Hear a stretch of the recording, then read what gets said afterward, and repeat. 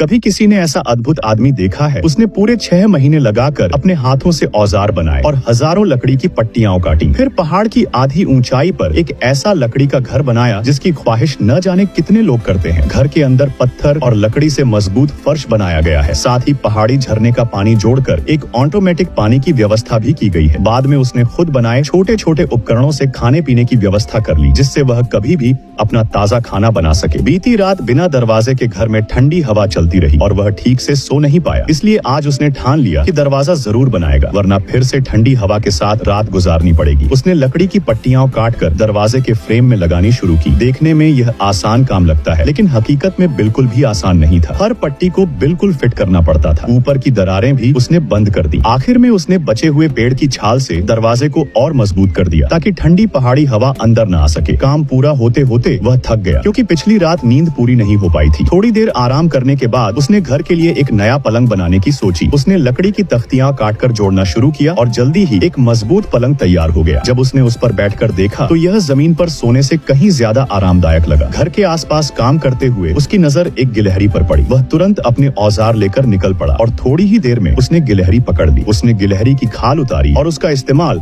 रस्सी के साथ मिलाकर उपयोगी चीजें बनाने में करने की योजना बनाई। यह दुकान से खरीदी चीजों से भी बेहतर साबित हुई। वहीं पास में उसे जमीन पर गिरे एक बड़े गोल लकड़ी के ठूंठ पर नजर पड़ी। यह कई साल पुराना था और बाहर से बिल्कुल चिकना दिख रहा था। उसने सोचा इसे घर ले जाकर मेज बना देगा। बड़ी मशक्कत से उसने उसे घसीटकर घर तक पहुंचा दिया। पास में पड़े कुछ छोटे लकड़ी के ठूंठों को भी उसने उठाया और उन्हें टेबल के पैर की तरह इस्तेमाल कर लिया। अब उसके घर में एक बढ़िया लकड़ी की मेज भी तैयार हो गई। घर का अंदरूनी हिस्सा अभी भी खाली लग रहा था, इसलिए उसने सोचा कि एक और चीज बना ले। उसने दर्जनों लकड़ी की पतली टहनियां जमीन में गाड़कर गोल आकार का ढांचा बनाया और उसमें लकड़ी के डंडे कसकर फिट कर दिए। इसके बाद उसने एक मोटे बांस को लाकर उसे कई हिस्सों में काटा और छीलकर चिकना कर दिया। इसमें पूरा दिन लग गया। फिर उसने बांस की पट्टियां बनाकर उन्हें जोड़ दिया और एक मजबूत ढांचा तैयार कर लिया। उस पर अपनी हाथ से बुनी हुई बांस की चटाई बिछा दी। अब उसका घर पूरी तरह से सुसज्जित हो गया। बस एक ही परेशानी थी, पानी लाना बहुत मुश्किल था। रोज पहाड़ से पानी लाते लाते उसके जूतों की तली भी घिस गई थी। तभी उसने सोचा कि घर के पास ही पानी का बड़ा लकड़ी का नाला बना ले। उसने एक मोटा लकड़ी का लट्ठा उठाया और कुल्हाड़ी से काटकर उसमें गहरी नाली बनाने लगा ताकि उसमें से पानी बह सके।